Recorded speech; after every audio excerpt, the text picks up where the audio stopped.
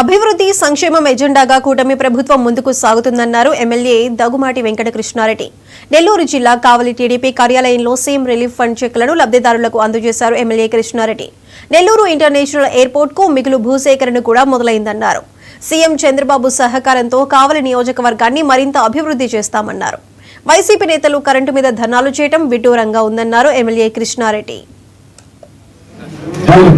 ధన్యవాదాలు. ఈ సంవత్సరానికి ఆఖరి రోజు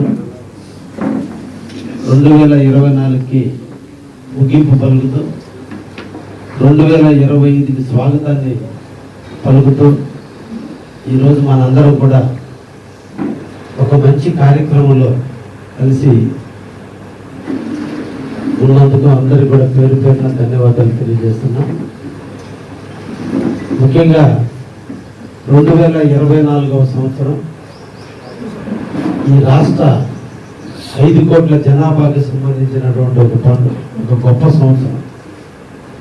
ఒక రాక్షస పాలన అంతమొందించి సుపరిపాలన అందించేటువంటి దిశగా ప్రజలందరూ కూడా తీసుకున్న నిర్ణయం 2024 సంవత్సరంలో ఫ్రంట్ ప్రభుత్వం ఏర్పాటు చేయటం.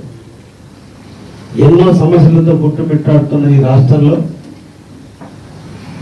గత ప్రభుత్వం చేసినటువంటి వైఫల్యాలు ప్రజల్ని ఎంతో అప్పుల పాలు చేసిన